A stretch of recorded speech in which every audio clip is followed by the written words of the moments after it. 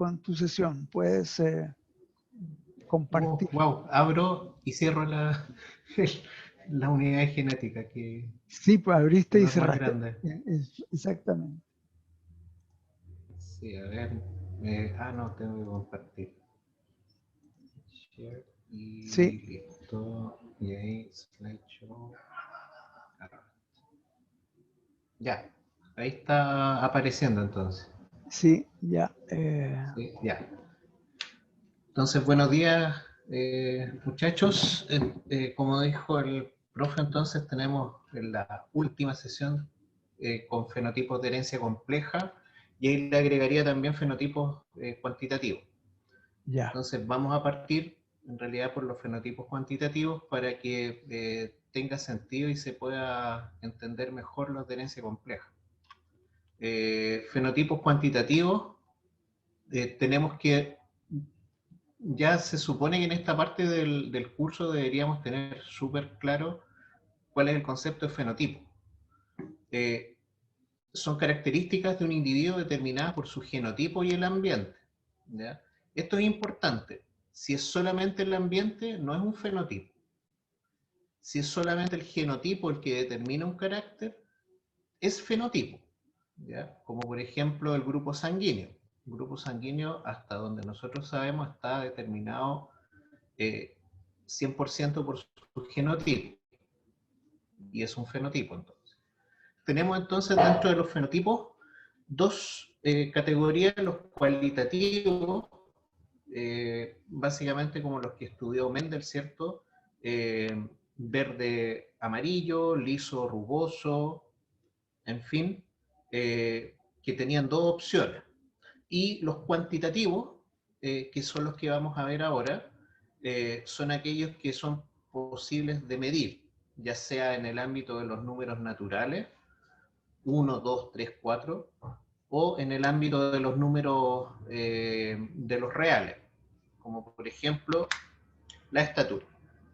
Acá tenemos un par de histogramas en el cual se representa la frecuencia de talla, de estatura, de mujeres alumnas de medicina del año 2017 y alumnos de medicina del año 2017. Acá el fenotipo que estamos analizando claramente es cuantitativo. Sin embargo, acá estamos viendo dos cosas. Uno, que esta distribución, para los que lo conozcan, nos está recordando una distribución normal, ¿ya? Ahí, bueno, para el que no tenga la noción de lo que es una distribución normal, es cosa de ver en cualquier definición de Google, Wikipedia, en fin, y la van a obtener. No es necesaria saberla para la prueba, ¿ya? Pero tiene esta forma, ¿ya? Como una campana le llamamos también, ¿ya? Campana de Gauss, ¿ya? Distribución normal. Acá estamos viendo que las mujeres tienen una estatura menor que los varones. Eso para nosotros hasta esta altura del partido no es ninguna misterio, ¿no? Sin embargo, acá estamos viendo de que no por el hecho de que las mujeres sean eh, eh, las mujeres sean de menor estatura que los hombres, hayan mujeres que tengan una estatura superior a otros hombres. Por ejemplo, estos dos varones tienen 1,64 de estatura y ella tiene 1,76. ¿Ya? Acá lo que estamos comparando básicamente no es individuo por individuo, sino que estamos comparando un valor representativo de las mujeres con respecto a los hombres. Y ese valor representativo es la media. La media entonces es una medida que permite representar de la mejor forma algo cuantitativo con respecto a un grupo de sujetos. a ustedes les queda claro con las notas, ¿no? Ya han recibido notas, ustedes no saben porque no tienen no tienen el conocimiento de los compañeros cómo les está yendo, ¿cierto? Pero mágicamente las notas también se distribuyen de manera normal, hay muy pocos con rojo, hay muy pocos con buena nota y hay una gran mayoría con una nota intermedia, ¿ya? Entonces al profesor, cuando le pregunten en la reunión de nivel, bueno, ¿y cómo le está yendo a los alumnos?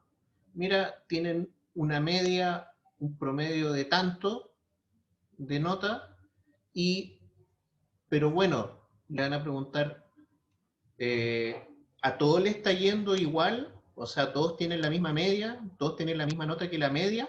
¿O hay de todo? Mira, hay de todo, por ejemplo, les va a decir. Hay de todo. Hay algunos que tienen, muy pocos que tienen mala nota, entre un 2 y un 3, por ejemplo. Espero que no sea el caso.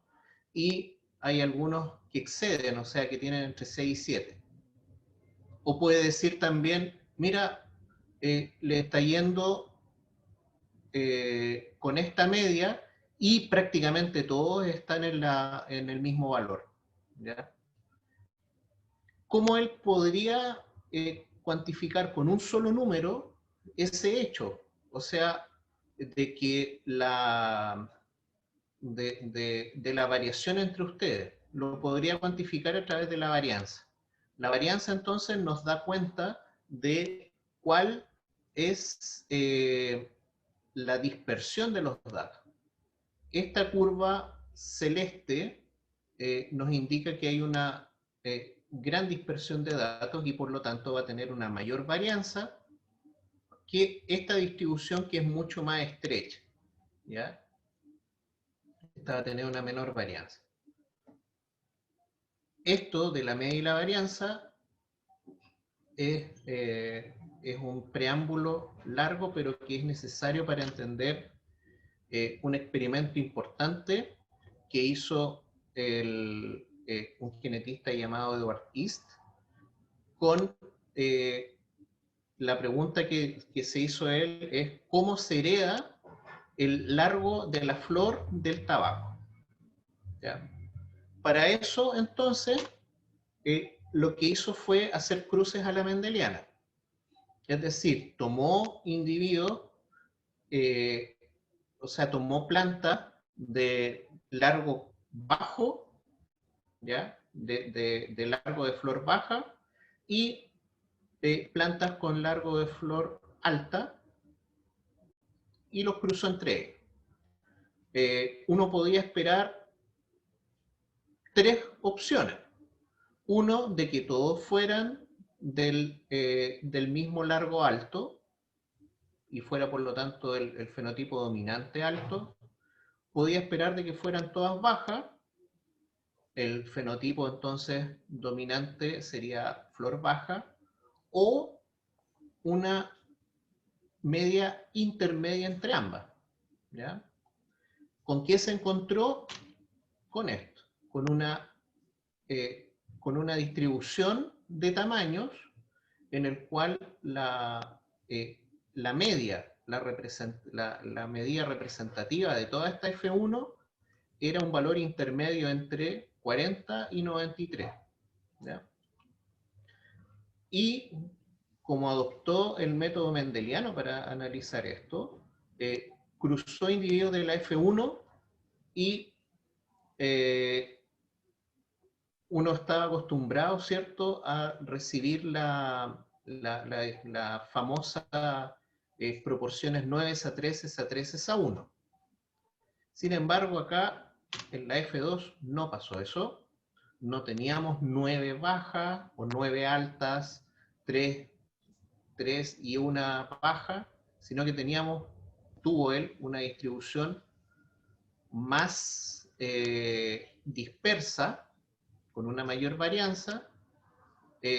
Sin embargo, la media se seguía manteniendo entre las parentales. Aquí estamos aprendiendo varias cosas. Uno, en la F1 si hacen el cruzamiento entre una parental alta con una baja, vamos a tener que si ambos son homocigotos para los genes que están determinando altura de flor, vamos a tener a todos acá en la F1 heterocigotos. ¿Ya? Ningún misterio, así como los cruzamientos de cepas puras daban puros heterocigotos. ¿Ya? Pero puros heterocigotos. Es decir, esta distribución, con esta dispersión, la dispersión se está explicando por factores ambientales. ¿Ya?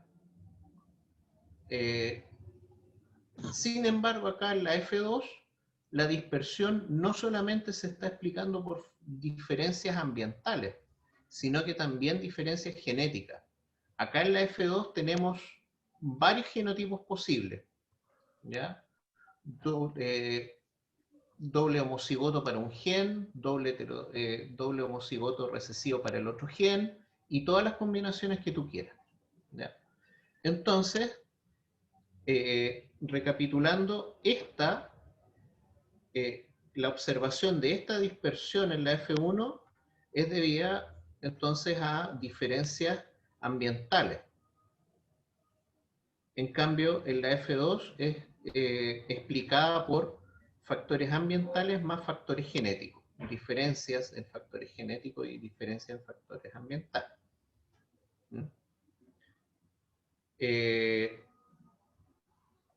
Esta diapositiva quizá es un poco complicada de entender. Vamos a tratar de,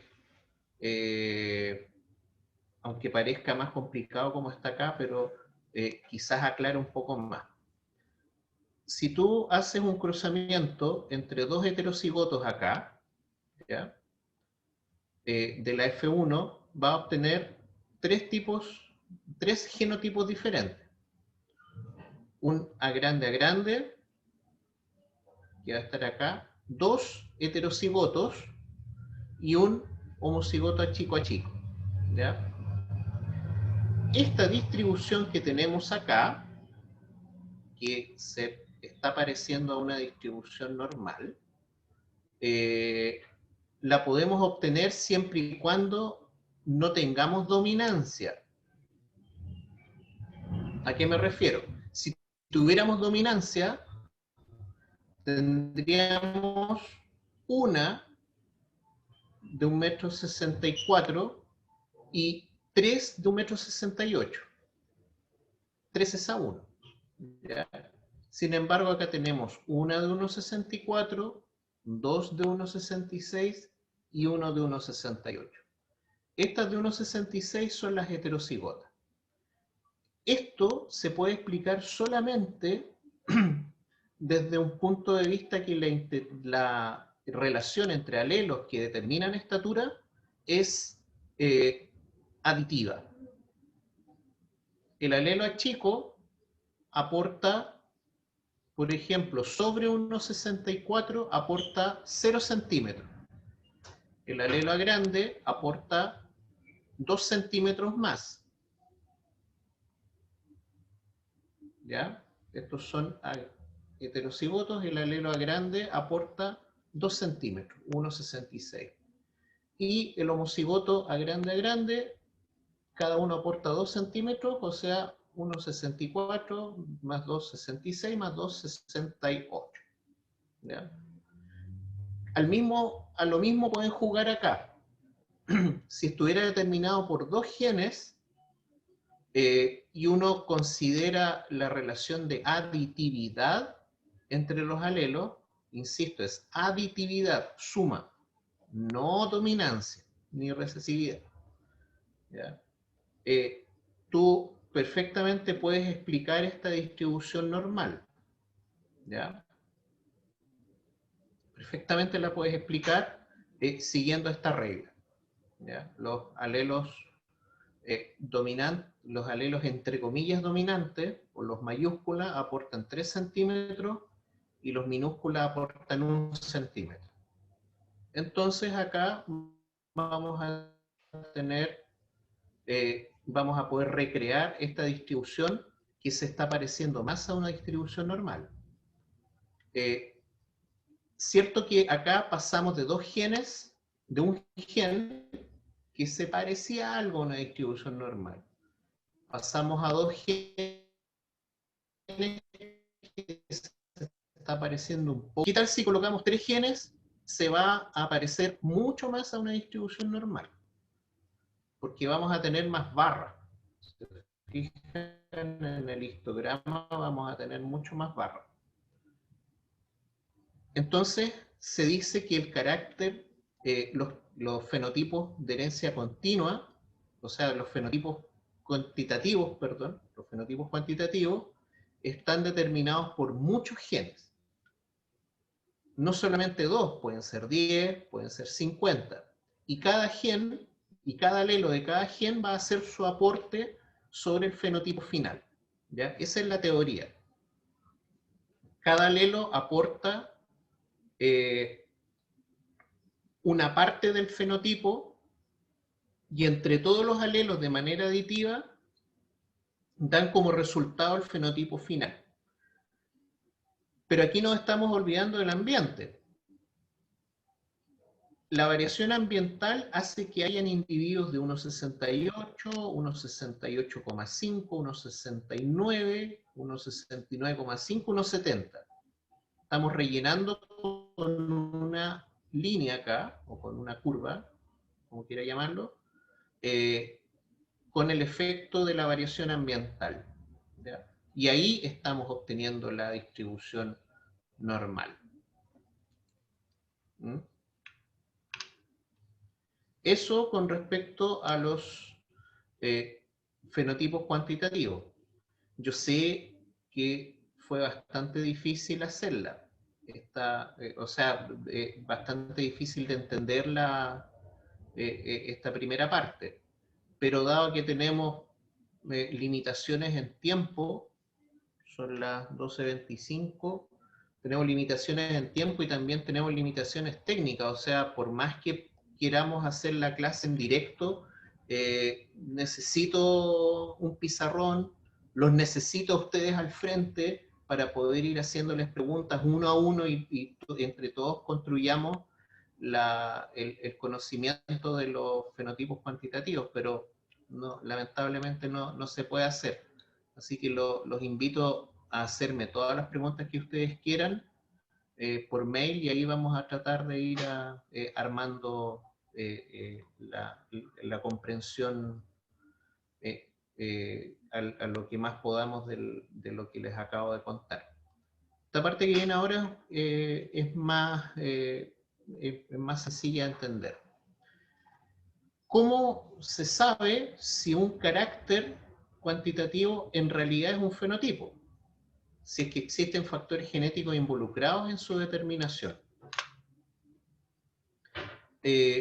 Para esto, nosotros trabajamos con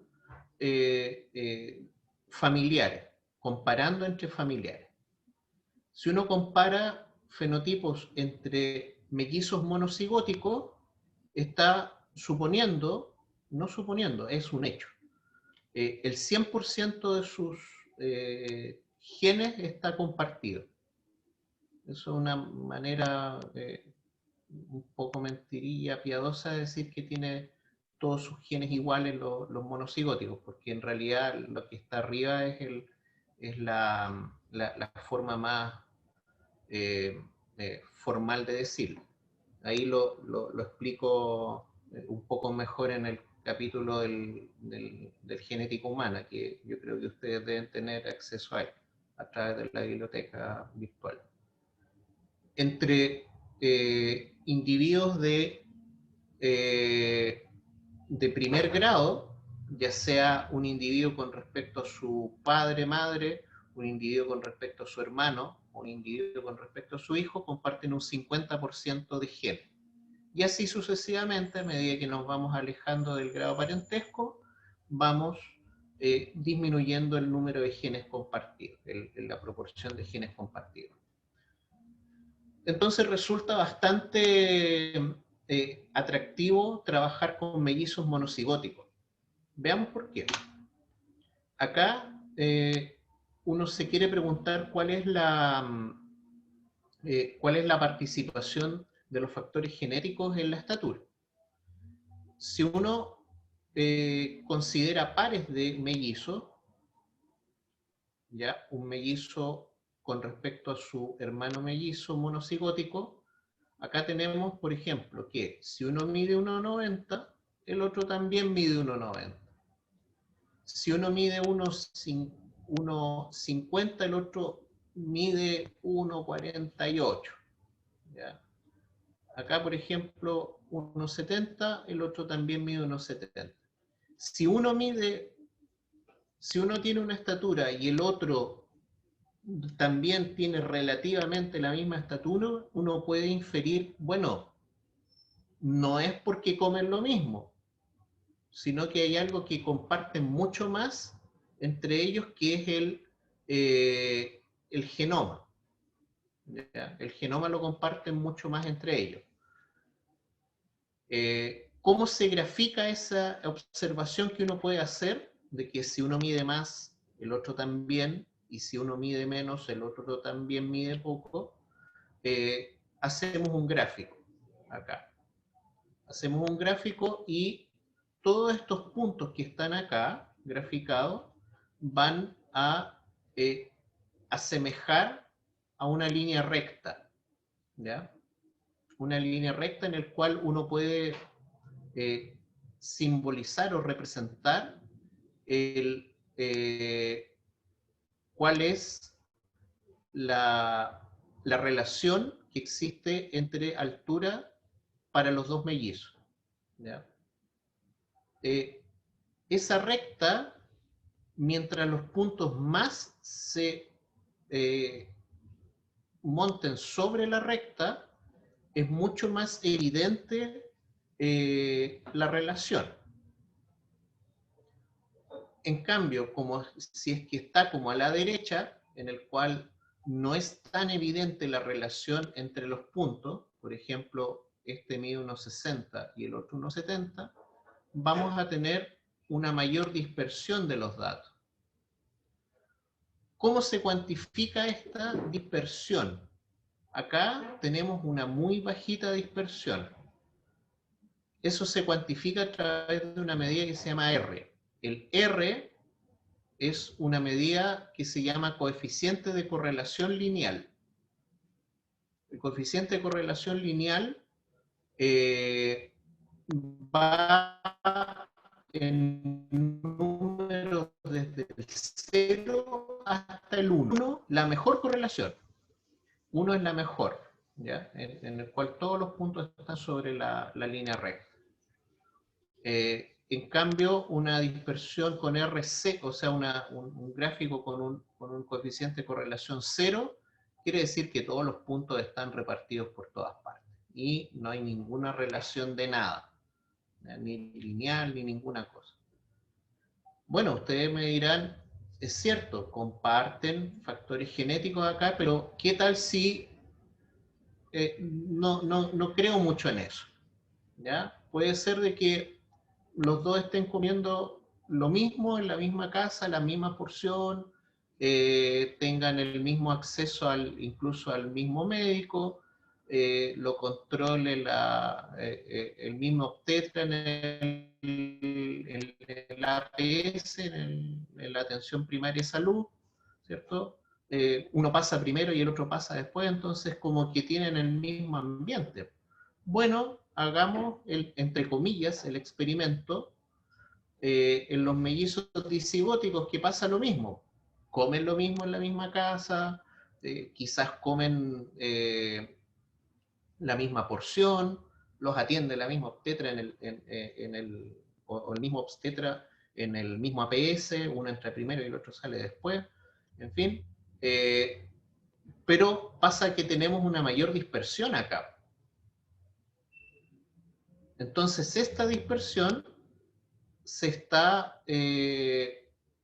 explicando por la mayor diferencia que existe entre mellizos disigóticos. ¿ya? Entre mellizos disigóticos básicamente son como hermanos entre ellos, ¿ya? Comparten el 50% de genotipo, el 50% de genes. Y ese compartir 50% de genes me explica esta mayor dispersión con un R032 con respecto a la dispersión observada en mellizos monocigóticos. Si uno es capaz de observar esta diferencia, un R096 con respecto a un R032, entonces uno puede concluir de que existen factores genéticos determinando la estatura.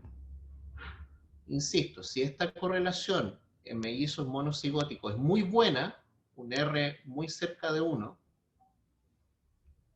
o ni siquiera muy cerca de 1, mayor que la correlación que existe entre disigóticos, si esta es mayor que esta, uno puede concluir de que existen factores genéticos determinando el fenotipo. ¿Y por qué? Insisto, porque pasamos de pares de individuos que comparten el 100% de genes a pares de individuos que comparten el 50% de genes. Básicamente es eso. Esto también está ejemplificado con acá con el coeficiente intelectual para pares de mellizos monocigóticos. Aquí hay datos de coeficientes de correlación para diferentes tipos de parentesco.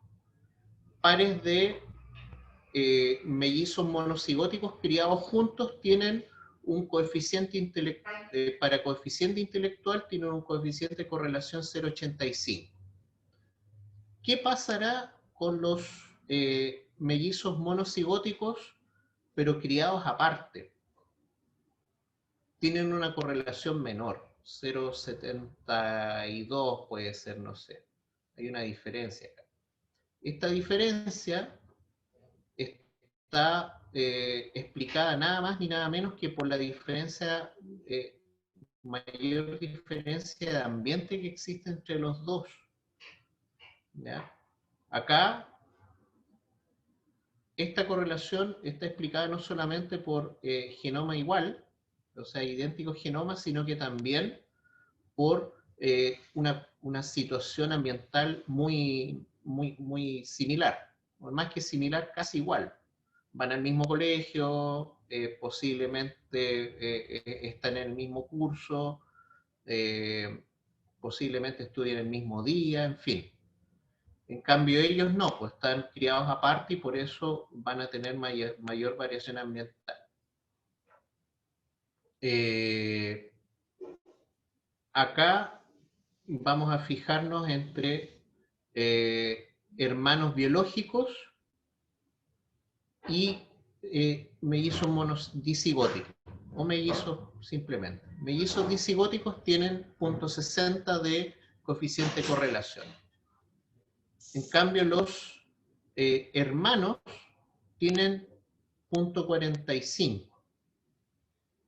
Aquí hay más dispersión en los hermanos, en comparación a los mellizos disigóticos. Qué raro, porque a pesar de que ambos son hermanos, prácticamente, hay una mayor dispersión en uno de los pares con respecto al otro de los pares. Esto básicamente se podría explicar, y efectivamente se explica porque cuando tenemos el caso de mellizos disigóticos, ambos están expuestos a factores ambientales más semejantes con respecto a los hermanos. ¿Ya? Por ejemplo, no sé, pues acá los mellizos disigóticos también estuvieron expuestos el mismo año, el mismo día, a los mismos estímulos. En cambio acá los hermanos perfectamente pueden haber diferencia en la estimulación de un año para otro. O sea, a uno le tocó más estimulación y al hermano menor menos estimulación, qué sé yo. ¿Ya?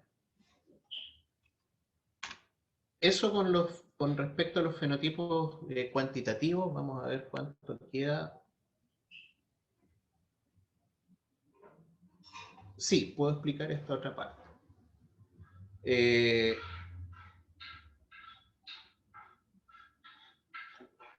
Criados aparte.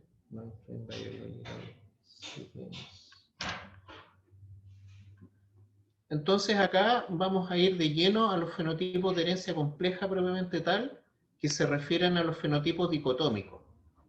Enfermo o no enfermo, básicamente. ¿Ya? ¿Por qué le llamamos fenotipos de herencia compleja? Porque acá ustedes, me imagino que vieron en su seminario, en sus trabajos prácticos de mendelismo, que podemos representar en genealogías, ¿ya?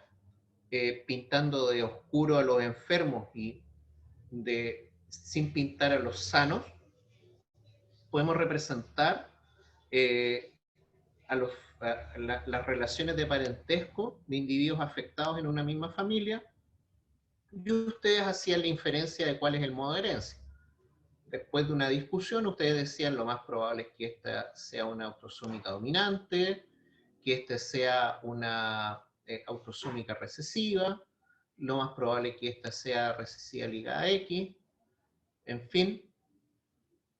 Pero siempre había un modo de herencia posible. Había una explicación para esta agregación familiar. Hay una explicación.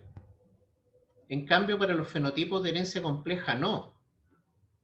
Si tú construyes una genealogía, ¿ya?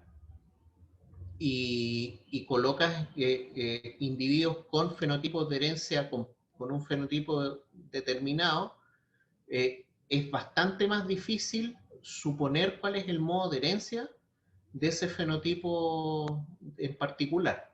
Por eso se le llama fenotipo de herencia compleja, porque es difícil de explicarlo. ¿Por qué es importante hablar de fenotipos de herencia compleja en un curso de biología y genética para alumnos para estudiantes de carreras de la salud? Porque si nos centramos en la genética tradicional, que está enfocada a estos dos tipos de enfermedades, de mutaciones génicas o cromosómicas, o sea, de mutaciones cromosómicas, o enfermedades monogénicas, que le llaman ahora enfermedades raras en el sentido de poco comunes. Efectivamente son poco comunes en la población. ¿Ya? Estamos hablando de enfermedades con baja prevalencia. ¿Ya? En cambio, las enfermedades de herencia compleja o multifactorial son muy prevalentes en la población. Acá tenemos, por ejemplo, fenotipos más prevalentes, como por ejemplo la fisura labiopalatina, los defectos del tubo neural, como la espina bífida. Estos les hago hincapié porque, como dijo el profesor Cabrera, es bueno que en este curso estemos haciendo énfasis en los temas que a ustedes les interesa abordar como futuros obstetras. ¿Ya? Estos son fenotipos de herencia compleja. Otros, como por ejemplo, cáncer. Varios cánceres son fenotipos de herencia compleja. Diabetes. ¿Qué cosa más prevalente que la diabetes en nuestra sociedad actual? También es fenotipo de herencia compleja. Asma, dislipidemia, hipertensión arterial. Muy, muy prevalente en la población, hipertensión arterial.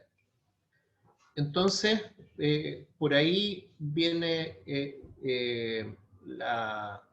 el atractivo, no la importancia, sino que el atractivo de estudiar fenotipos de herencia compleja en un curso para estudiantes de profesiones de la salud.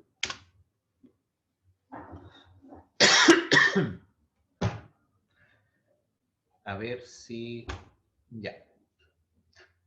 Acá, cuando ustedes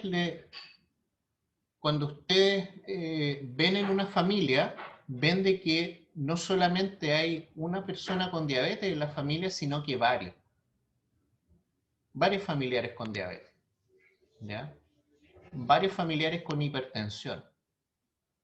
Entonces, ahí uno habla de agregación familiar, de que hay varios afectados con ese fenotipo, con esa enfermedad en una familia.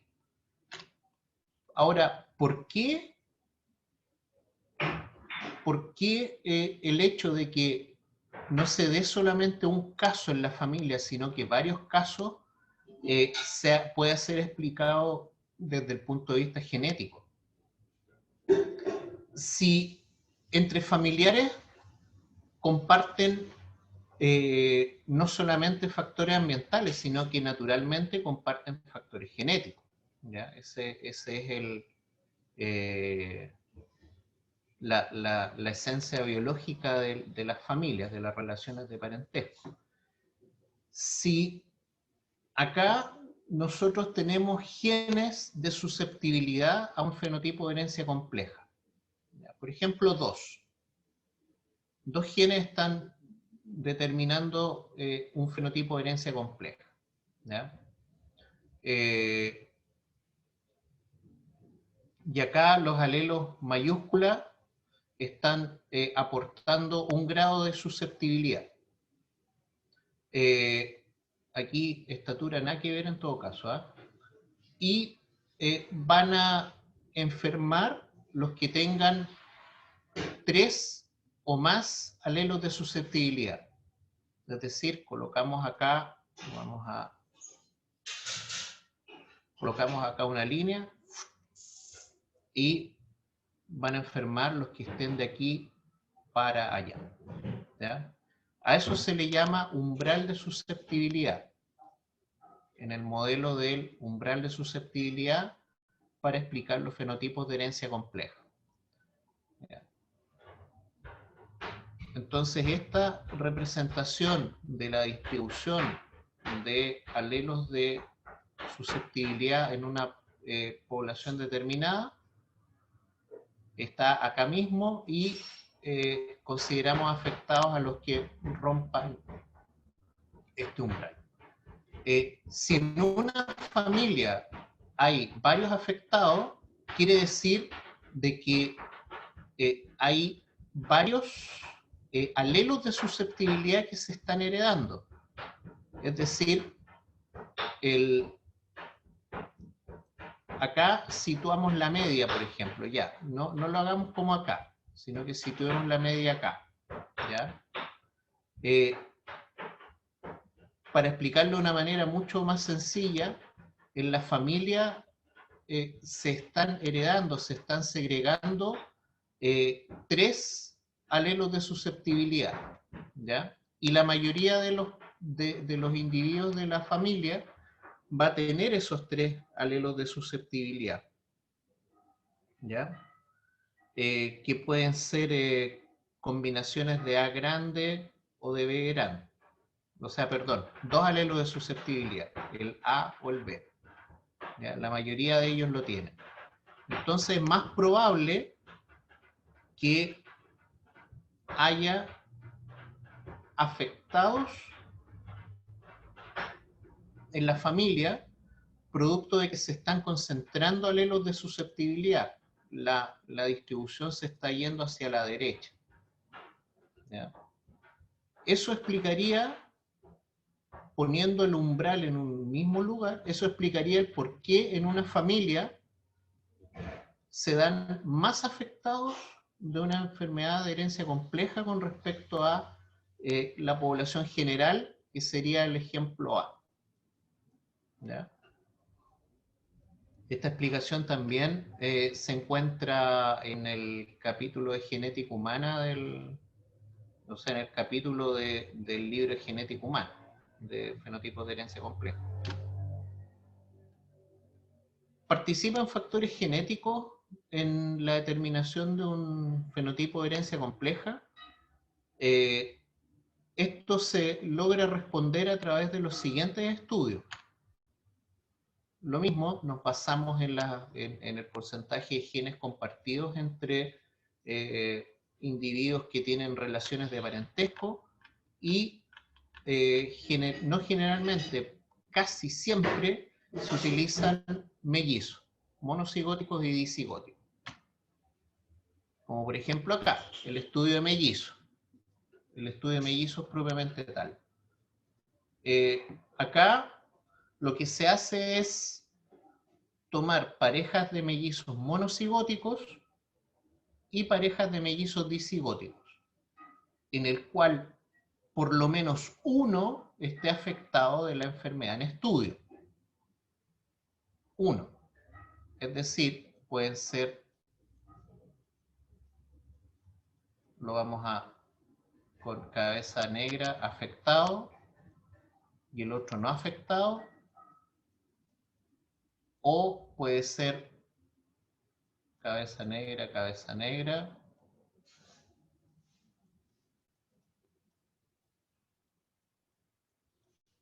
los dos afectados. Uno de los dos o los dos. Lo que se calcula acá es el porcentaje de concordancia. Este valor de 70, ¿cómo se obtuvo? Se obtuvo de, si nosotros contabilizamos o estudiamos 100 parejas de mellizos monocigóticos en las cuales por lo menos uno estaba afectado,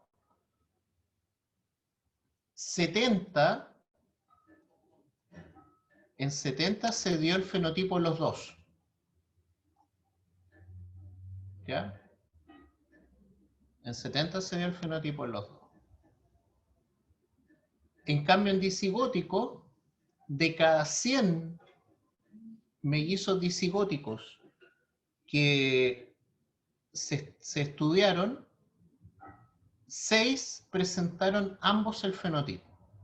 ¿Ya? Y así, lo mismo hacia abajo. Uno podría decir, bueno, está bien, ok, me convence un poco de que la epilepsia no traumática esté determinada por factores genéticos porque, bueno, la mayoría de los mellizos monocigóticos, cuando uno está afectado, el otro también. Pero acá, ¿qué tal a ver, vamos a ver alguno que les pueda interesar? La fisura labio, la fisura de labio. ¿Ya? Aquí me pueden decir, bueno, pero si de 100 parejas de mellizos monocigóticos, 30 nomás tienen ambos la enfermedad. Sí, claro, correcto. Entonces no es tan genético. No quiere decir eso. ¿Hay factores genéticos o no lo hay? Esa es la pregunta. Y esa respuesta sale de comparar el resultado que hay en dicigóticos también. Porque si el porcentaje de concordancia en monocigóticos es mayor que en dicigóticos, uno puede concluir de que existen factores genéticos. Ok, factores genéticos. Si aquí fuera 30 y acá también, uno no puede concluir de que existen factores genéticos involucrados porque la concordancia es la misma. Acá de monocigóticos tiene que bajar a dicigóticos.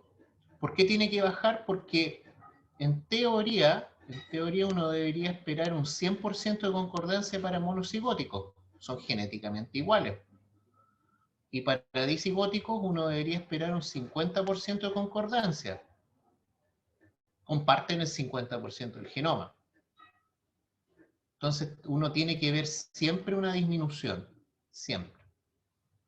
Ahora, ¿por qué uno no observa un 100% y un 50%?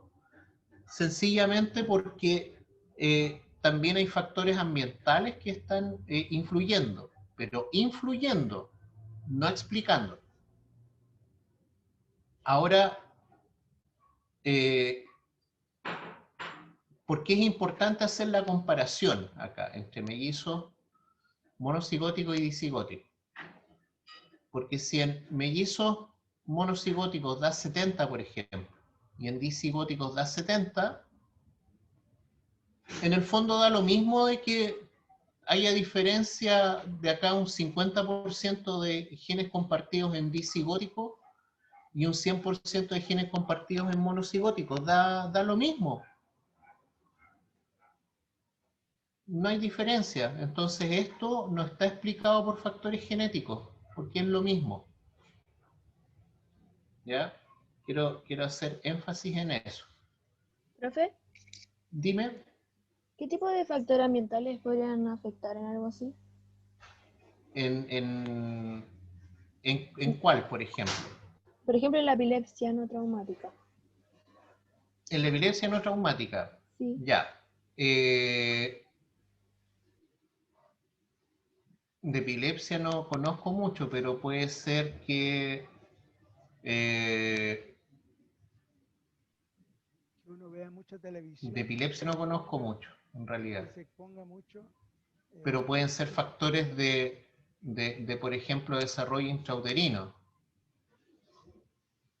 Ya que de acuerdo a, no sé, pues cuál sea la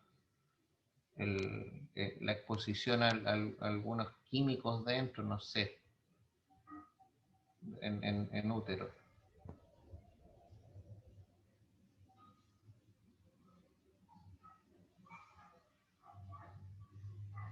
Ya.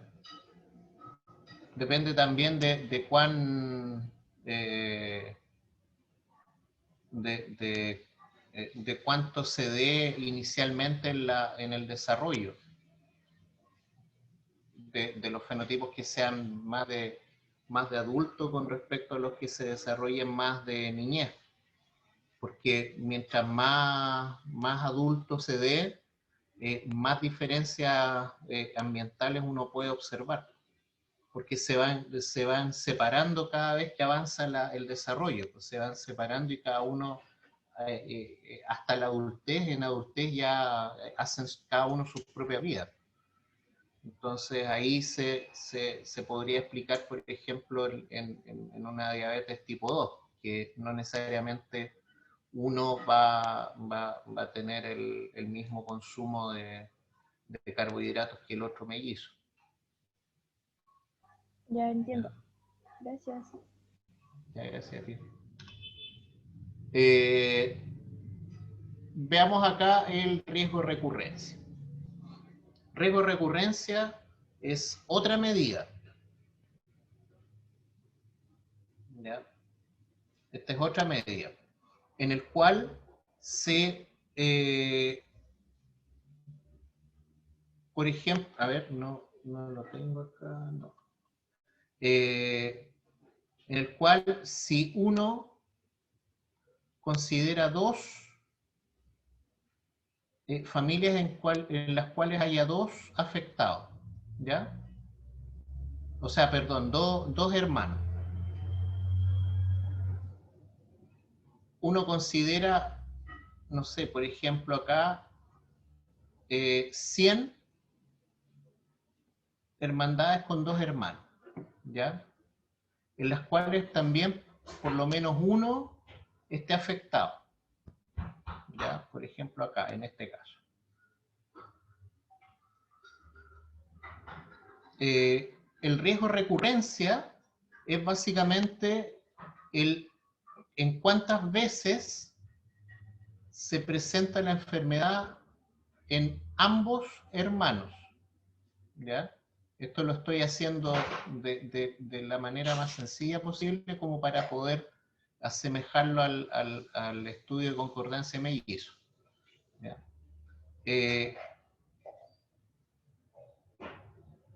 Entonces esta situación la podemos tener en un 90 casos y este en 10 casos.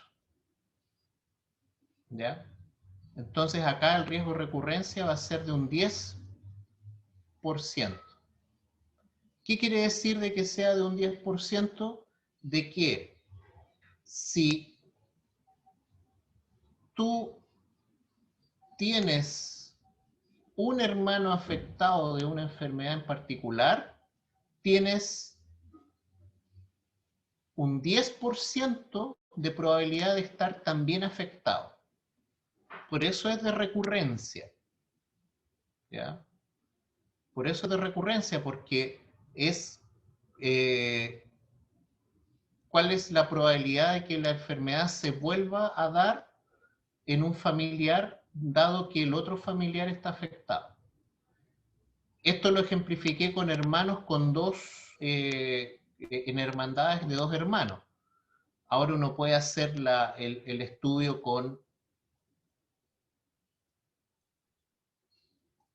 en un caso más complicado, como acá. Por ejemplo, dado que la mamá está afectada, se puede hacer el cálculo o el estudio de riesgo-recurrencia para tener una madre afectada. ¿Ya? Acá, ¿cuál es el riesgo que tiene esa mujer de desarrollar la enfermedad dado que su madre está afectada? ¿Ya? Acá en la tabla estamos viendo diferentes estudios de riesgo de recurrencia para familiares en primer grado. Es decir, cuál es la probabilidad de tener la enfermedad dado que se tiene un familiar de primer grado también afectado, ya sea un hermano, padre o madre. Acá lo que nos podemos dar cuenta es que tenemos varios resultados. En un estudio salió un 10%. En otro estudio salió un 4,6%. En otro estudio salió un 5,7%. Y acá se puede hacer un promedio de 5,8. Esto quiere decir de que el riesgo de recurrencia, si uno lo estudia en diferentes poblaciones, va a ser diferente. No necesariamente va a dar lo mismo, va a ser diferente. ¿Ya? Por lo tanto, se dice que este riesgo de recurrencia es empírico. Empírico. Es un riesgo de recurrencia empírico. Quiere decir de que se tiene que obtener de datos reales. ¿Ya? Y no necesariamente vamos a tener la misma medida siempre. ¿Ya? Es como de laboratorio en el fondo. ¿Ya? No siempre vas a tener la misma medida, sino que tienes que medir varias veces para poder tener el resultado promedio. Es empírico. ¿Por qué es bueno decir que es empírico en comparación a un exacto? Por ejemplo, acá vamos a graficar con una genealogía de fibrosis quística. La fibrosis quística, ustedes saben que, mejor con la fenilcetonuria, que ustedes se van a topar más con la fenilcetonuria por el programa de pesquisa neonatal de la fenilcetonuria, ¿cierto? Junto con hipotiroidismo y otra enfermedad que se me queda por fuera. Ya, fenilcetonuria. Entonces, si él tiene fenilcetonuria, ¿cuál es la probabilidad de que su hermana también tenga fenilcetonuria? No me puedo dejar de tentar con preguntarle. ¿Cuál es la probabilidad de que ella tenga fenilcetonuria?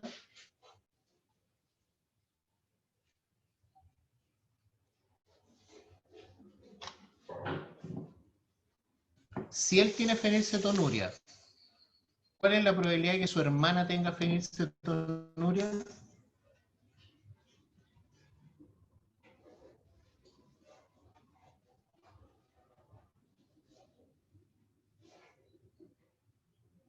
¿Tiare? ¿Tiare? 25. 25, claro, pues un 25. Y un 25 aquí y en China. Aquí en China y en Pakistán, en todas partes. Es exacto. ¿Por qué es exacto? Porque hay un modo de herencia que es exactamente conocido. Un solo gen, dos alelos, un dominante y un recesivo. Y como se guía por las leyes de Mendel, o los principios mendelianos, mejor dicho, ese cálculo se puede hacer de manera exacta porque se basa, insisto, en los principios mendelianos. En cambio acá, el modo de herencia no va a ser el mismo incluso entre familias diferentes, porque aquí, para las familias que fueron consideradas acá, pueden haber tenido un pool o un grupo de genes diferente al que un grupo diferente de genes de riesgo con respecto al grupo de genes de riesgo que están circulando en estas otras familias. Por eso no es exacto, es empírico. Pero esto nos guía también, ¿ya? Esto nos guía y es útil en la clínica. Por eso que en atención primaria se pregunta, ¿tiene usted antecedentes de diabetes en la familia? Sí, tengo antecedentes. Ah, entonces usted dice, mira, yo no sé el riesgo empírico de cuál es la probabilidad de que, dado que tiene un familiar con diabetes, va a tener diabetes, pero sí sé que es alto.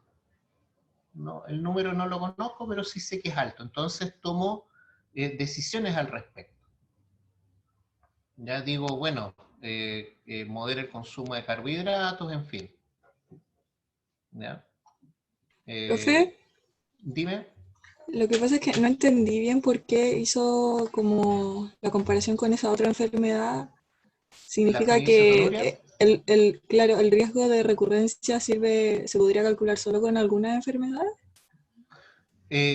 O sea, cuando es de herencia conocida, como esta es de herencia conocida, y es un modo de herencia conocido, monogénico, un solo gen, con un alelo A grande y uno A chico. ¿Ya? Como nos basamos en las leyes de Mendel, en los principios de Mendel, es posible hacer un cálculo exacto de la probabilidad de que ella también esté afectada. En cambio acá, en la de herencia compleja, no es un solo gen, son varios genes. No sabemos si una familia puede estar actuando el gen ABCD y en la otra familia los genes EFGH, que tienen aportan diferentes riesgos para una enfermedad, para la misma enfermedad.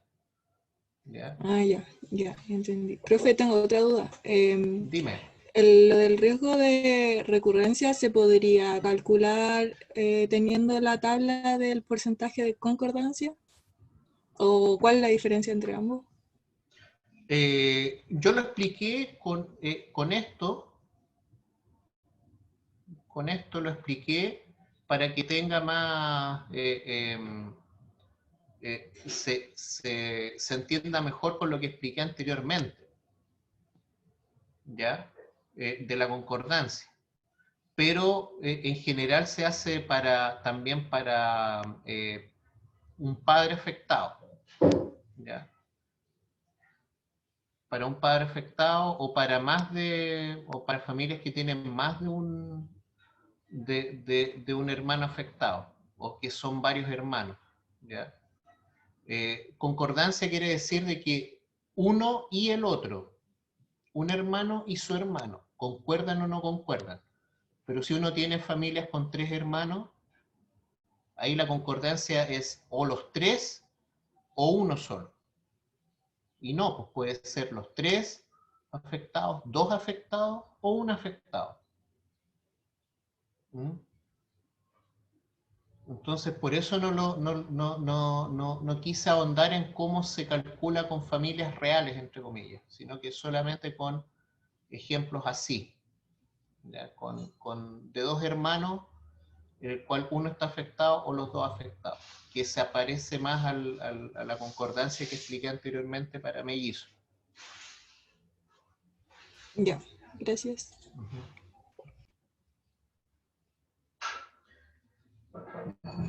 El riesgo de recurrencia en sus aplicaciones en la vida diaria de cualquier clínico, hay que saber esto. Si considera el grado parentesco, el riesgo de recurrencia es alto cuando tienes un familiar en primer grado afectado. Si es en segundo grado afectado, es menor el riesgo de recurrencia. ¿Ya? Y parece lógico de acuerdo a lo que sabíamos. Pues, si no es lo mismo tener una tía con diabetes que tener a su hermano con diabetes. Nosotros inferíamos o teníamos la noción de que es más probable tener diabetes si tienes un hermano afectado que una tía afectada.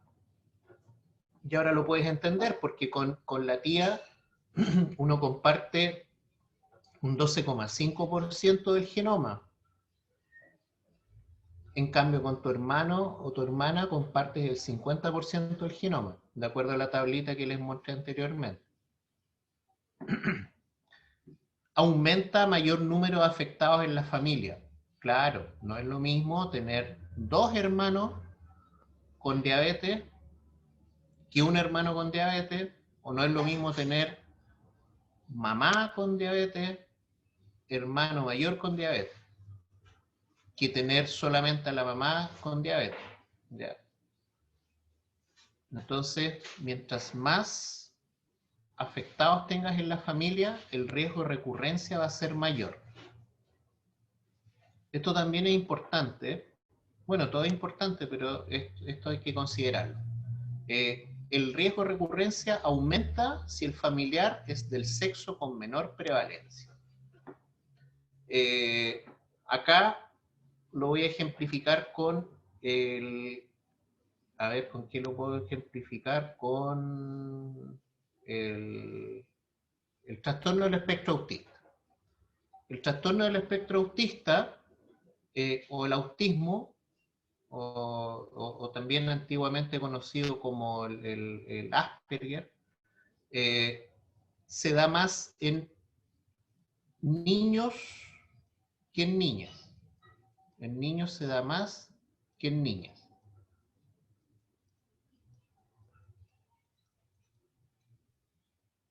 ¿Ya? Entonces, si este hermano es hermano menor de una niña con Asperger o de trastorno del espectro autista, tiene mayor riesgo de recurrencia que si tiene un hermano con trastorno del espectro autista. ¿Por qué uno podría, o sea, por qué se da eso? Y es verdad, hay estudios que lo dicen. ¿Por qué se da? Porque la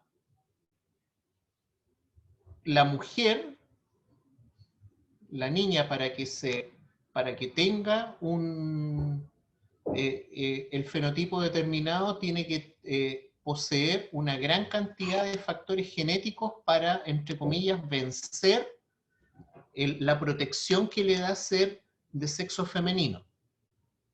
Sexo femenino en este caso le está protegiendo de tener trastorno del espectro autista.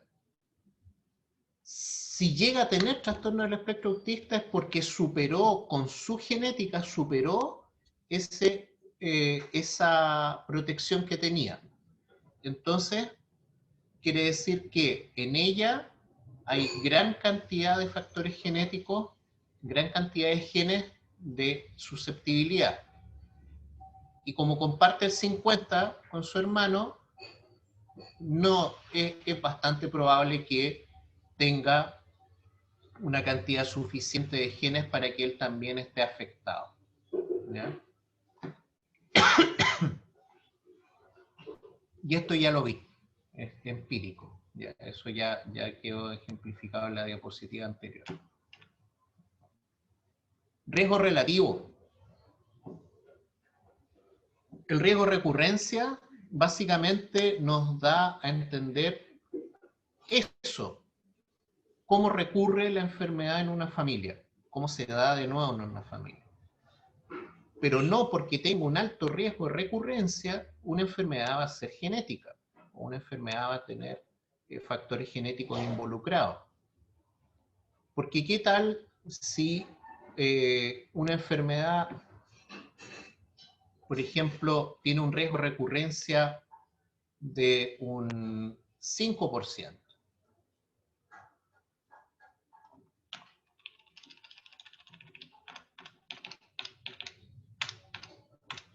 De un 5%. ¿Ya? Recurrencia. Pero también se da en un 5% de la población. Pues.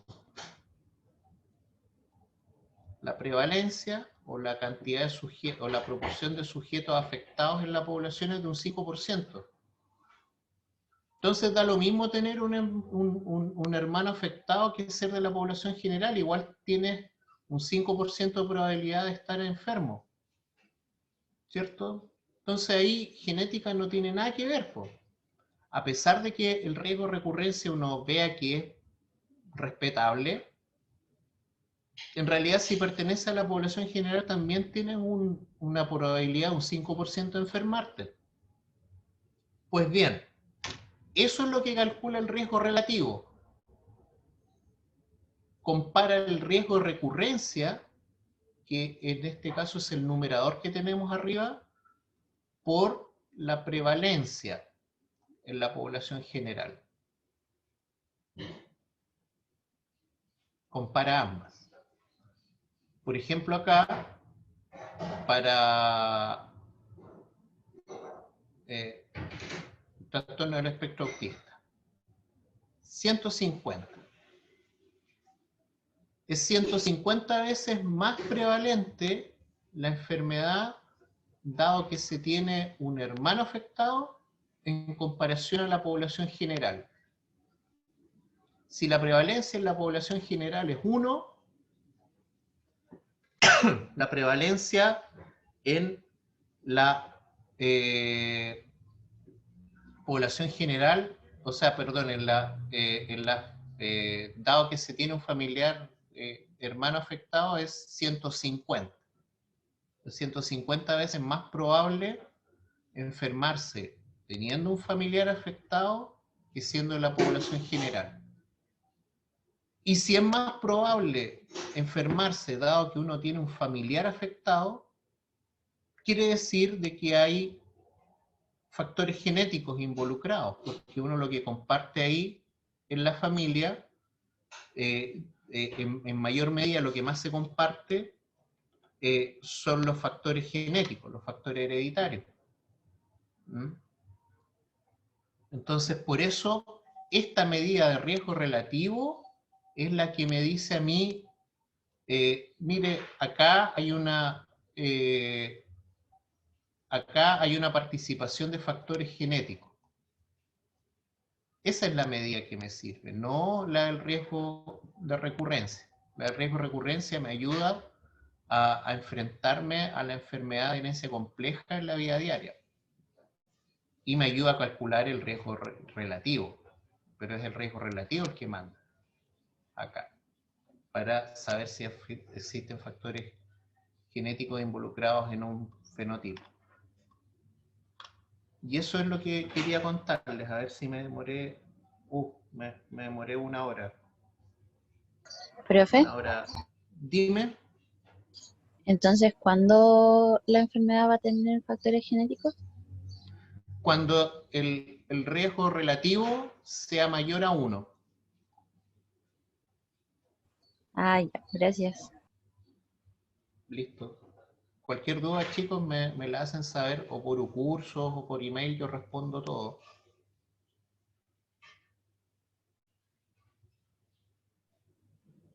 Aprovechen, jóvenes. Aprovechen que lo tienen ¿Algo en más? vivo e indirecto. Sergio, no te escuchamos. Sí. Ya. No, te escucho súper bajo. Ah, tengo problema con- espérate, sí. Ya.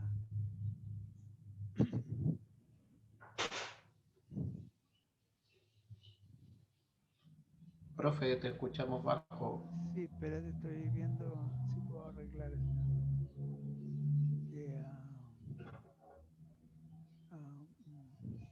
Profe, Sí, espérate.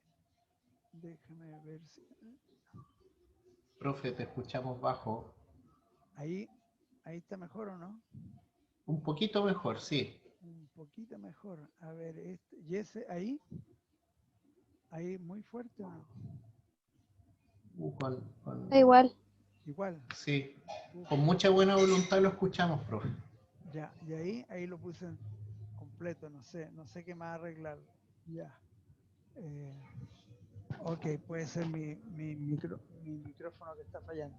Bueno, no, lo que quería decir es que aprovecharan de preguntar ahora, porque a Patricio lo tienen en vivo e indirecto, pero lamentablemente terminamos con 20, 21 estudiantes nada más de los 30 y de los 26 que alcanzamos a tener. Así que si no hay más preguntas, te agradecemos mucho, Patricio, y el resto serán preguntas vía internet. ¿Sí? Sí, por foro o Profe, por yo. Sí, aquí hay preguntas. Esperanza. ¿Ya? ¿Los fenotipos dicotómicos es lo mismo que de herencia compleja? No, los dicotómicos son enfermo o no enfermo. Por ejemplo, fenilcetonuria. ¿Es enfermo de fenilcetonuria o no enfermo sano? Y ese es un fenotipo de herencia autosómica recesiva. En cambio, también pueden haber fenotipos dicotómicos que sean de herencia compleja. Pueden ser de los dos, de herencia conocida o de herencia compleja. Ah, ya, profe, gracias.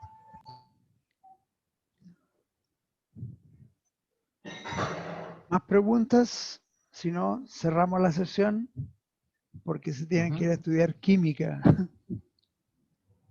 Así es. ¿Ya?